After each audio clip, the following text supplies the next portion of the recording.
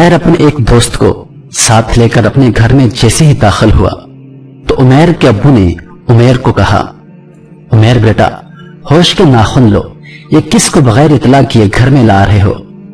घर में तुम्हारी बहनें मौजूद हैं, तुम्हारी माँ मौजूद है।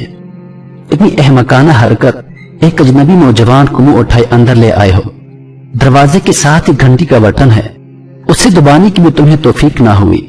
उमैर के अब्बू ने समझाते हुए कहा। उमैर बोला, अब्बू, इससे क्या फर्क पड़ता है? उमैर ने बड़ी मासूमियत से जवाब दिया। उमैर के अब्बू ने कहा, ओ अहमक, अगर किसी गैर आदमी को घर में लाना हो तो ख्वातीन से कहते हैं कि दूसरे कमरे में चली जाएं या पर्दा कर लें। अब्बू ने समझाया। उमैर बोला, अब्बू, जा बजा फरमाया आपने कि किसी गैर महरम नौजवान को गली से पकड़कर यूं अचानक घर ले आना बहुत नाज़ेबा हरकत है, लेकिन अल्लाह का शुक्र है जिसने मुझे यह तदबीर समझाई। जब रात को आप दफ्तर से आते हैं और आते ही टीवी ऑन कर देते हैं, अचानक कोई न कोई गैर मुहर्रम नौजवान पैंट शर्ट पहने बाकायदा मेकअप किए टीवी स्क्रीन पर नमूदार होकर हमारे घर आ जाता है। उस वक्त भी मेरी माँ और मेरी बहनें घर में मौजूद होती हैं। उस वक्त तो आपने उन्हें कभी नहीं कहा कि दूसरे कमरे में चली जाएं या पर्दा कर लें, वो भी बगैर इतला किए आ जाता है। उमैर ने कहा। उमैर के अब्बू ने कहा, उमैर बेटा, ये कैसी बेकी बातें करना शुरू कर दी है तुमने? उसमें इतला की कौन सी बात है या पर्दे की क्या जरूरत है? टीवी वाले हमें कौन सा देख रहे होते हैं? अब्बू ने कहा। मगर अब्बू, मेरी अम्मी और बहनें तो देख रही हैं। उमैर के अब्बू ने कहा, बेगम सुन लो, अपनी इस नाबालिग मुल्ला की तकरीर 1000 दफा तुम्हें ताकीद की है कि इसका ध्यान रखा करो। ये सुबह नमाज पढ़ने जाता है और दिन चढ़े वापस आ जाता है। तुम चुपके से कह देती हो कि दर्स सुनने बैठ गया होगा। अब दो जवाब इस मजहबी जुनूनी के सवाल का। बाप से बात करने का सलीका तक नहीं आता और बनने चला है नना मुबलिग, बेअदब कहीं का। अब्बू ने जरा गुस्सीले अंदाज में कहा। उमैर बोला, अब्बू, अल्लाह ना करे मेरी जिंदगी में वो दिन आए कि मैं आपके साथ बेअदबी से पेश आऊं। अल्लाह गवाह है, मैं आपसे कोई मुनाजरा नहीं कर रहा। मुझे इस बात का भी इल्म है कि जिसका बाप नाराज हो उसका रब नाराज हो जाता है। मैं तो रोजाना 5 वक्त की नमाजों में बावजूद बैठकर बड़ी आजिज़ी के साथ अल्लाह के हुजूर दुआ करता हूँ, ए मेरे रब, मेरे माँ और बाप को बख्श दे। अक्सर रो रो कर यह भी दुआ करता हूँ कि ए मेरे रब, मेरे वालिदैन पर रहम फरमा, जिस तरह उन्होंने बचपन में मुझे पाला था। या अल्लाह, उन दोनों ने मेरे साथ बचपन से लेकर अब तक बड़ी शफकत बरती है। आज इन दोनों पर वक्त है, तू भी इन पर शफकत बरत। या अल्लाह, मुझे अपनी माँ और बाप का खिदमत गुजार बनाकर जन्नत का हकदार कर दे। अबू, मैं ये कोई एहसान नहीं जता रहा, बल्कि औलाद पर हक ही यही है। बात हो रही थी कि टीवी वाले कौन सा हमें देखते हैं, जबकि मेरा मौकफ है कि मेरी अम्मी और मेरी बहनें तो उन्हें देखती हैं। अब शायद मैं छोटा समझ कर मेरी बात को रद्द कर दे, मगर मैं आपको उनकी बात सुनाता हूँ जिनकी बात को दुनिया की कोई ताकत रद्द नहीं कर सकती। अगर अल्लाह के रसूल सल्लल्लाहु अलैहि वसल्लम मेरे हक में फैसला फरमा दे, फिर तो बहस की कोई गुंजाइश नहीं। अब वो एक दिन क्लास में इस्लामियात के टीचर ने लेक्चर के दौरान एक हदीस सुनाई जो उसी दिन से मेरे जहन में नक्श हो गई है। हज़रत उम्मे सलमा रज़ियल्लाहु अन्हा बयान फरमाती हैं कि मैं अल्लाह के रसूल सल्लल्लाहु अलैहि वसल्लम के पास बैठी थी। आप सल्लल्लाहु अलैहि वसल्लम के पास उम्मुल मोमिनीन हज़रत मैमूना रज़ियल्लाहु अन्हा भी बैठी हुई थी। उसी असना में हज़रत अब्दुल्लाह बिन उम्म मक्तूम रज़ियल्लाहु अन्हा एक नाबीना सहाबी थे, तशरीफ लाए। तो आप सल्लल्लाहु अलैहि वसल्लम ने फरमाया कि तुम दोनों से पर्दा करो। हमने कहा, ये अल्लाह के रसूल, ये तो नाबीना है, ये ना हमको देखते हैं और न ही पहचानते हैं। तो आप सल्लल्लाहु अलैहि वसल्लम ने फरमाया कि क्या तुम भी नाबीना हो, क्या तुम उनको नहीं देखती? अब्बू, अब आप ही इंसाफ कीजिए, अगर टीवी वाले हमें नहीं देखते तो हमारी ख्वातीन तो उन्हें देख रही होती हैं।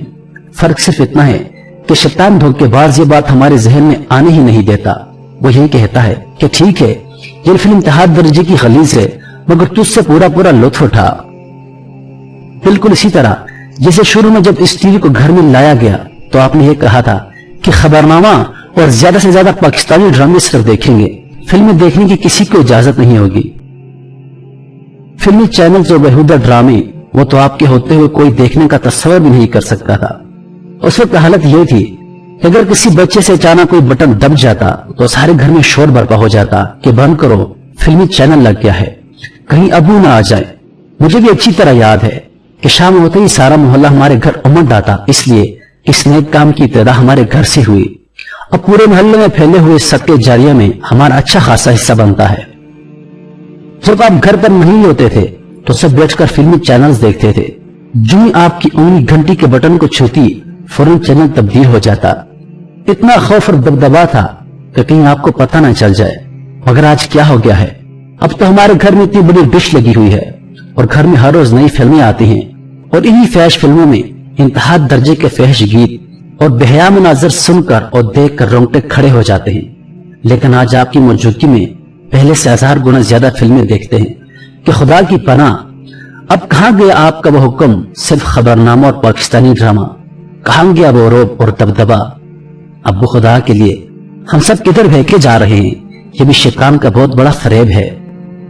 फिर एक सोची समझी साजिश के तहत बहुत से रिश्तों की तस्दील की जा रही है। एक फिल्म या ड्रामे में एक औरत किसी की माँ होती है तो दूसरी जगह वही औरत उसकी बीवी होती है, कभी बहन होती है और कभी कुछ और। ये क्या इंसानियत है। बहन भाई एक दूसरे से यार कहकर मुखातिब होते हैं। अब वो यकीन कीजिए इन पाकीज़ा रिश्तों का तकद्दस पामाल किया जा रहा है। फिर इंतहाई डटाई के साथ इसको सकाफत का नाम देकर फख्र किया जा रहा है। अगर यही सकाफत है तो मैं अलल ईमान ये कहूंगा कि इंतहाई मकरूह, गलीज और अज़ाब इलाही को दावत देने वाली सकाफत है। उमैर शदीद जज्बात से बोलता चला गया। उमैर की बातें सुनते ही अबू शर्म से पानी पानी हो गए और बेटे को गले लगा लिया।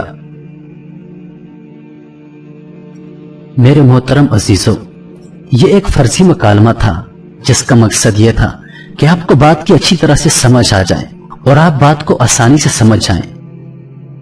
अब मैं आपके सामने इस साजिश को बड़ी तफसील से बयान करूंगा। मेरे मोहतरम अजीजों, ये वो साजिश है जिसको हम कुछ भी नहीं समझ रहे और ये हमारी नस्लें तबाह कर रहा है, ये हमारे घर उजाड़ रहा है और सबसे बढ़कर ये मुआशरे में बेहयाई फैला रहा है।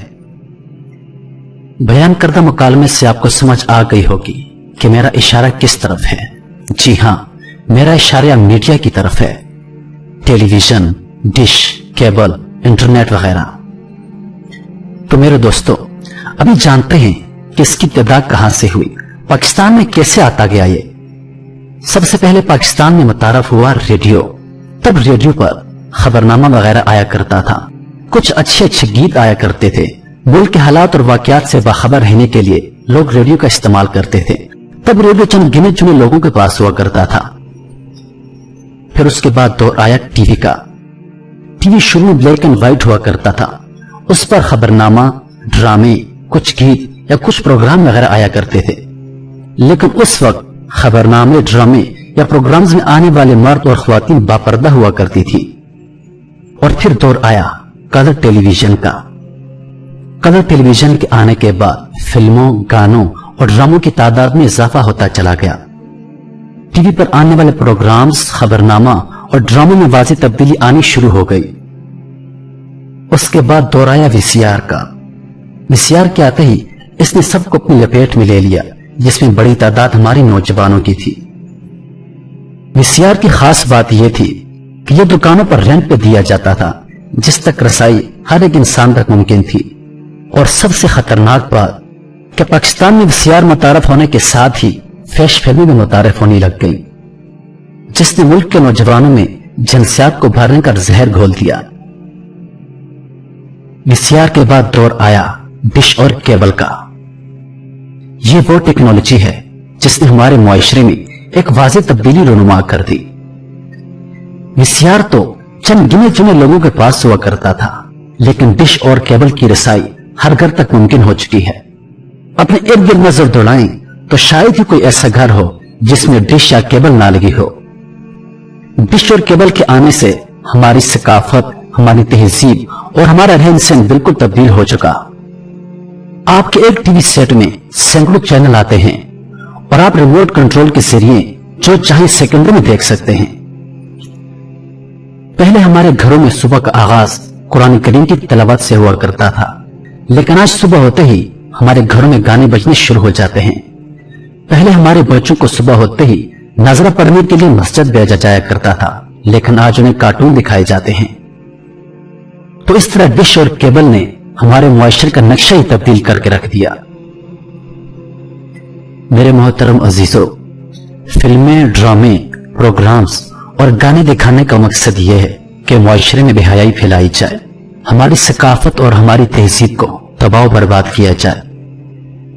ये फिल्मों और गानों से इंसान को लम्हे मौजूद से बेजार करके ख्वाबों और ख्यालों की दुनिया में ले जाते हैं, जबकि हमारा मजहब हमें लम्हे मौजूद में रहने की तरगीब देता है।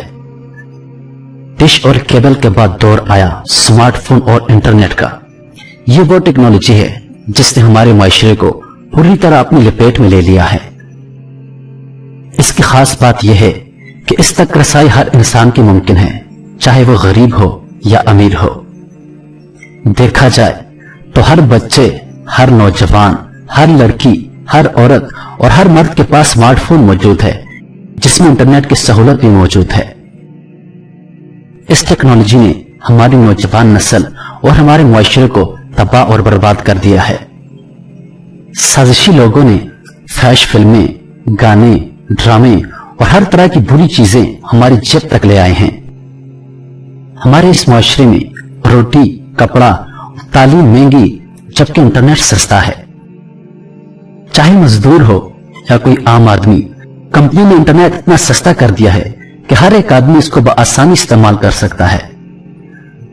हमारे नौजवान, हमारी ख्वातीन और हमारे बच्चे बुरी तरह इसकी जद में आ चुके हैं। लेकिन दिलचस्प बात तो यह है कि हम अभी तक बेखबर हैं।